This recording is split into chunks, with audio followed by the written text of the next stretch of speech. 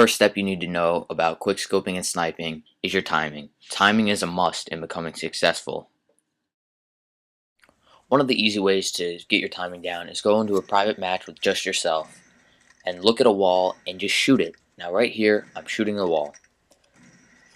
And right as I start to see my scope in, I start to pull the trigger.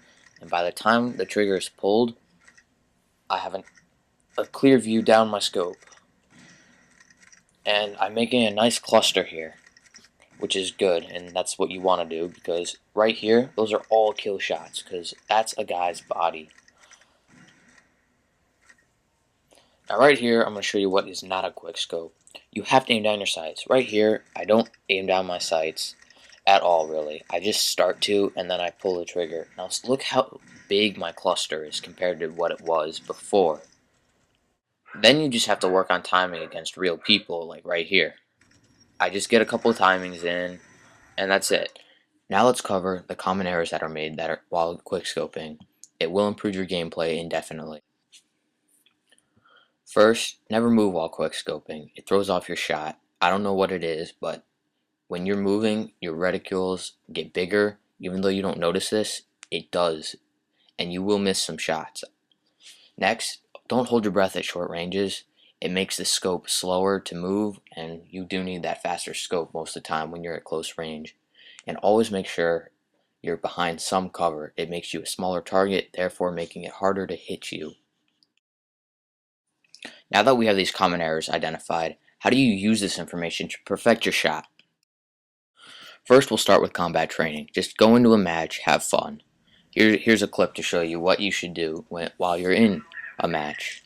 If you notice, I start off, I'm behind the blue house. Random tomahawk just for fun. I never get those. But notice, right here, I use the corner of the house to my advantage. I don't shove my body out there in the open too much. I just get my scope enough around to see what's going on. Here, I'm in the house, he didn't see me.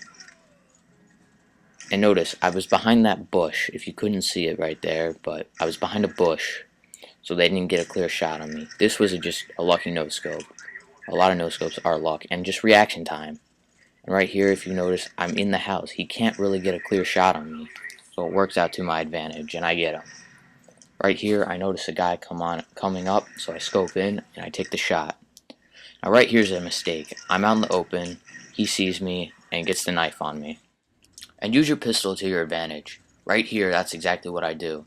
I hear the guy coming up the stairs. I miss this quick scope, so I take out my pistol. I see the other guy coming, and because I'm injured, I throw my flashbang, and that takes him pretty much useless, and I kill him easily. Now once you're more confident with your skills, go into a private match with friends. It's the best way to get better because you're not playing against mindless bots. See right here, I chose my engagement first, and that goes along with timing, I think. But mainly, you're here to have fun and work on how you're going to engage targets. Not against mindless bots, but real people. That's mainly what private match is for when you're quickscoping. You're there to have fun, and don't follow the rules, honestly. I don't follow them. I don't ever stay behind cover when I'm in a private match. It just doesn't work out as well. You're there to just fool around, work on your timing again.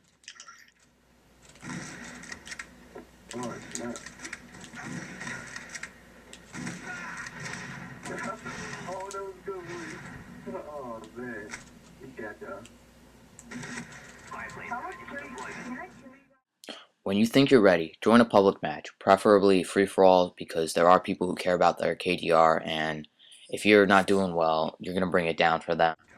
And for the purpose of this video, I'm just going to show a domination game on firing range. I did alright. I'm just showing this for purposes because I did use all my rules in this one, which I don't always do. And sometimes it turns out well, sometimes it doesn't. But right here, I'll hear the guy coming up, and I take him out pretty easily. Almost die though.